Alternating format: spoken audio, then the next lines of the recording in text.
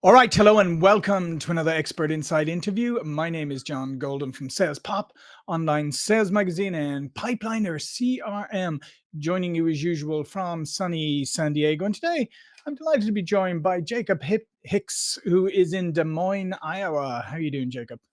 Doing very well, John. Glad to be here. Thanks for having me on. Of course, and Jacob is a mentor, seasoned coach with a proven track record in sales and personal growth. He's known for his innovative client relationships. He's established himself as a leader in sales through his personalized approach, and he drives helps lead sales teams to success, drives significant revenue growth, guiding entrepreneurs and sales professionals to achieve and often surpass ambitious objectives. And what we wanted to talk about today, Jacob, is the concept of a sales identity, establishing your sales identity. So when you say sales identity, what do you mean? So it's really what this kind of comes down to is establishing your why. Because as we know, anybody who's ever been in sales, whether it be, just a month or 10, 15 years, or sales comes and goes, ups and downs a lot of the time. It's very much roller coaster. It can be. So when you understand your why, that's really going to be important to understanding who you really are and what you're really driving towards and why that really is going to matter to you, particularly when things get down into the low.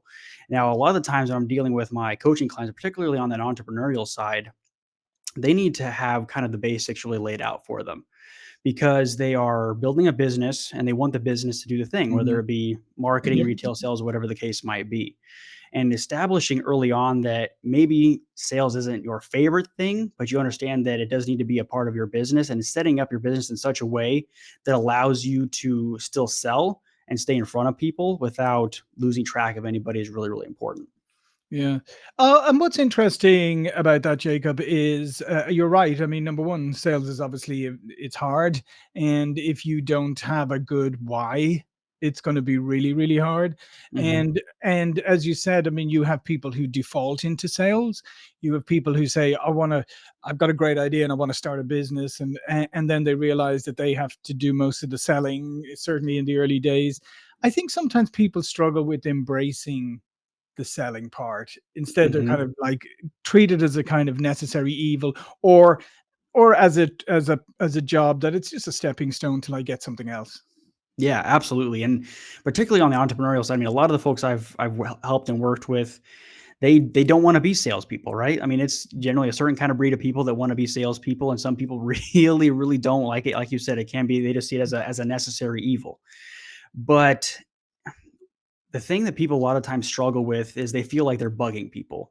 They feel like, hey, I've called this person 2 or 3 times over the last month or a couple of months. I've never heard anything from them, or I've emailed them a few times. I've never heard anything from them. So clearly they don't want anything that I'm offering to them. Mhm. And the important thing to remember is that is just not the case. I mean, people get busy. Yep. Whatever thing you're offering isn't necessarily their one priority, their main focus. And as long as you are establish yourself from a place of value, meaning that whatever you're offering, you're saying, hey, did you think about this? Here's 5 reasons why this is important. Hey, did you think about this? And actually offering value each time you're reaching out to that person, as opposed to just reaching out and saying, hey, do you want to buy this? Hey, do you want to buy this? Hey, do you want to buy this? Mhm. Then you're going to be annoying people. But as long as you're coming from value, people are going to see you as value. Yeah, and I think that's a really important point as well, is to look at. I think what you have to establish is, as you said, your why, and then do I believe in what I'm selling? Is this Hmm. something I really believe in? And if I do believe in, and I do believe it can help you, then what am I doing? Is all I'm doing is trying to help you and offer you something that's going to make your life better in some way. Uh, and I think if you approach it with that kind of attitude, it's very different. Yeah, I mean, 100%. And I mean, a lot of the times people, there's kind of like generally two camps I've noticed when I'm dealing with folks. There's either the folks that want to read another book, they want to listen to another podcast, they want to, Mhm. read another article before taking action. And then there's the other side of the camp where those folks that only want to take action. And you really have to kind of try to drive yourself to the middle and figuring out which side of the camp you start on, and then Mhm. driving yourself towards the middle where either you're learning a little bit more before taking action, or deciding, hey, enough's enough and I just need to take action is really, really important. And I mean, without one of the two, you're not going to drive yourself towards success at the end of the day. No, absolutely, and I think it's you're right. I mean, I think that you should be continually educating yourself, continually improving, Mhm. but like you said, not at the expense of action, because Yeah. I mean, especially in sales, I mean, there's so much you learn through the experience of it. Yeah, I mean, 100%, and I mean, sales, I mean, every industry is like this, I think, but sales maybe in particular, where, I mean, you have to get your hands dirty a little bit, and until you're willing to do that, I mean, you're just gonna be sitting on the sidelines, and everybody else is gonna be grabbing all the business that you could have been getting. Yeah, absolutely. What are some of the traits that you see, or some of the areas that salespeople should focus on in order to be the best that they can be and have that great sales identity where people go, "Wow, I'm dealing with a professional who really knows their stuff." So I think, and I learned this early on in my sales career, is that you have to know who you are. And when I say know who you are, that doesn't mean you have everything figured out. That doesn't mean you know all the answers necessarily, but figuring out kind of where you typically default. And I listened to a few of your other episodes where a gentleman was talking about the disc profile. And this Mhm. is just like, I mean, there's a lot of these kind of profiles out there. This is just another version of a personality test, Yep. figuring out kind of what your defaults are. Now, I think this is important from two sectors. First, you have to figure out which one you are. For example, I'm what's called considered a high D. And for those unfamiliar, that means that generally speaking, I am very direct. I'm very honest. Usually I won't like blather on and on and on.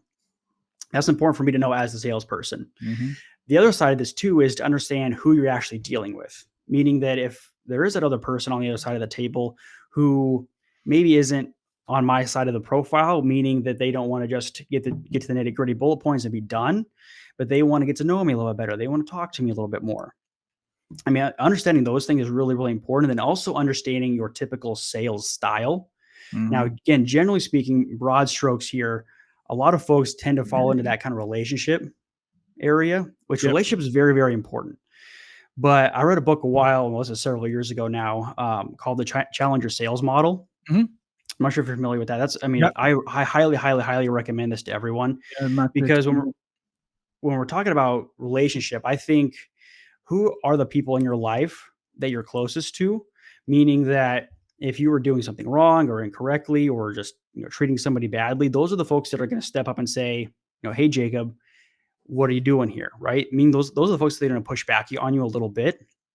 And you can do the same thing in sales. You don't have to necessarily be a jerk about it. You can just say, hey, Mr. Customer, this Mhm. is the first option that you were talking about. And this is a Yep. good option for you. But option B could be better for you because of this, this, and this. And then let them decide. Mhm. And I think one of the things, a couple of things I want to come back to, but one, as you outlined there, is the idea of, when you engage with something, it's important to know who you are and how you operate, but it's obviously equally important that you adjust to the person. It's like if you're talking with somebody who wants everything netted out, that's one thing. If you're talking to somebody who's highly analytical, or needs to, as you said, needs to get to know you more, then you need to be able to switch tack on that. Yeah, 100%. And a big skill, I mean, I mean, we talk about this a ton in the sales world, is that mirror and match skill Hmm. set. And this is just something you can practice. But mirror and match, again, for those who may not know, that's when whatever personality traits the other person is exemplifying, meaning that if they're a very direct person and they just want the, nitty gritty bullet points, then that's Hmm. what you end up doing. If they're a person that wants to, BS a little bit and just chat through things, just talk about how your day was and what your dog is doing, then that's kind of what you do. And this, I think, is a super easy skill set Yeah. to practice because you can do that if you just meet somebody at a networking event. Obviously, that's a good option. But if you just, go out for dinner with somebody, with a friend that you already know, you can mirror and match with them. And you'll be surprised how people become more engaged with you the more you mirror and match with them. Yeah, no, absolutely, absolutely. And then the other thing that you referred to there, and I think it's really important as well. I mean, you were saying, you present your solutions. You say, here, based on what you said, here, I think option B is probably better than you. And then you let them decide. But it's the active listening and the allowing Yes. space for the other person to think, to make decisions, to formulate answers. That is the one thing I see that undoes a lot of salespeople, because they feel like they need to fill in the gaps. They feel like need to fill in the silence. I mean, they could ask a fantastic, like I could ask you a fantastic question, a really insightful question, and you need some time to reflect on it. But Mhm. because you're reflecting on it, I immediately kind of jump in with something else to fill the gap. And now we've lost that, what could have been a fantastic moment. Yeah, 100%. And you touched on something that one of my favorite sales tools that I don't feel like we talk about nearly enough in the sales world is silence. Hmm. I mean, we talk about how, salespeople, we need to listen more, we need to talk less. Absolutely true. But it is the pauses in the middle that can make people feel uncomfortable and awkward and weird. But I'm telling you, those can be the most powerful, particularly if you move more towards that challenger sales model. When you're asking somebody a more challenging question, you ask the question and you just shut up.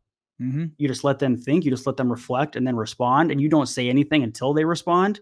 That can really move things in a very positive way. Yeah, and I think that's a skill that's I think that's a really important skill, and one that sometimes people struggle with. But if you think about it, it's obvious. I ask you a question, you need to think about the answer, and you need to maybe go a bit deeper. So if I'm not giving you that space, then I'm really just shooting myself in the foot.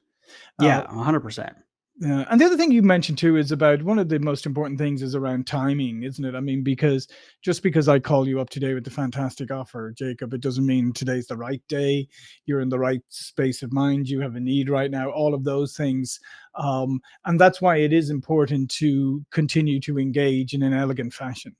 Yeah, 100%. And this is something I deal with, I mean, all the time, particularly on the entrepreneurial side, because the fortune is in the follow up. I think a lot of people very early on in their sales career learn that before, and I don't think that'll ever go away. Hmm. As long as we're staying in front of people, we will continue to earn business, and making sure that we're doing it in such a way that we are continuing to provide value is really, really, really, really important.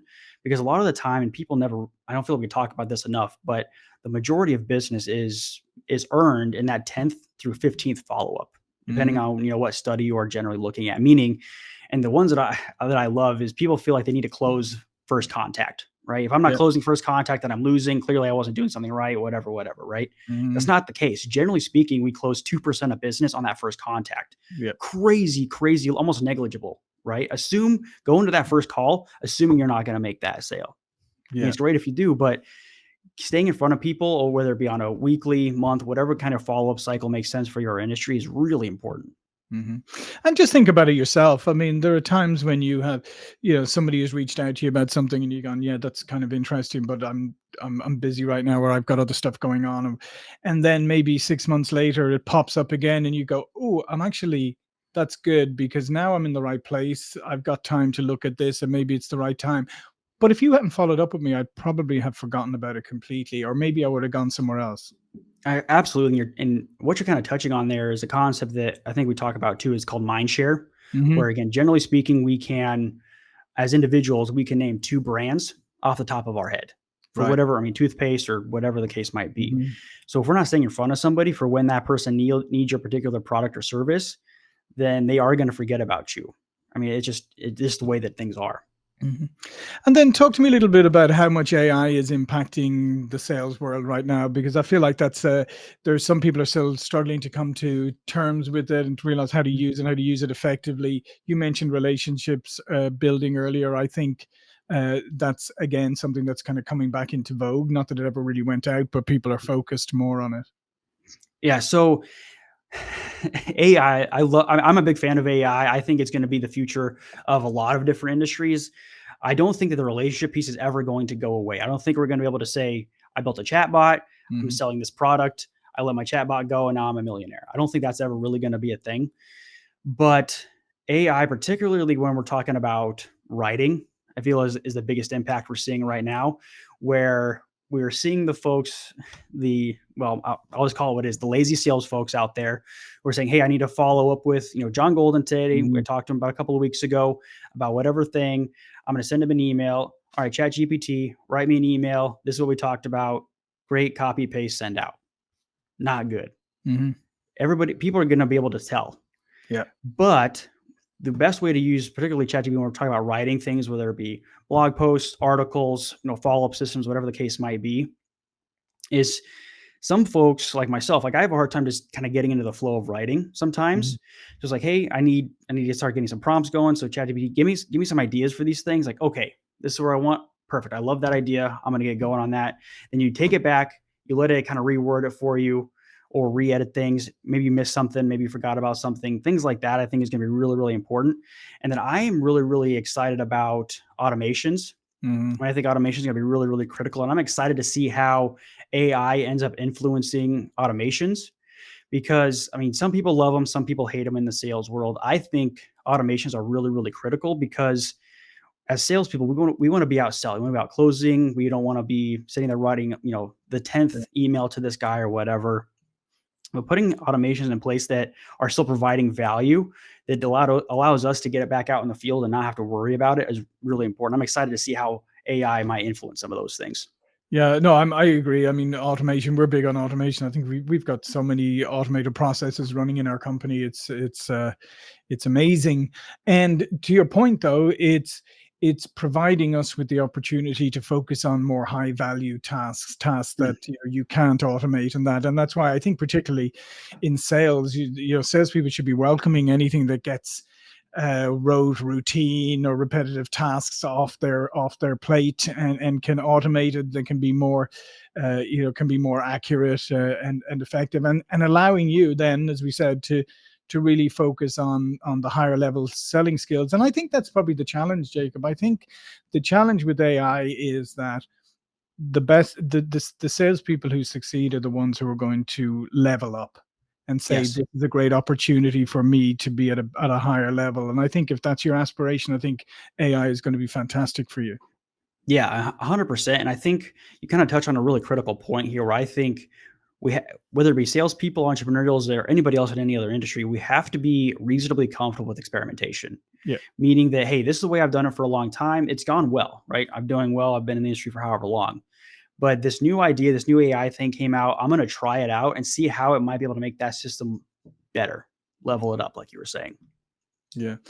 So, as we head into 2025, what are a couple of pieces of advice you would give to salespeople or entrepreneurs on things to focus on in 2025?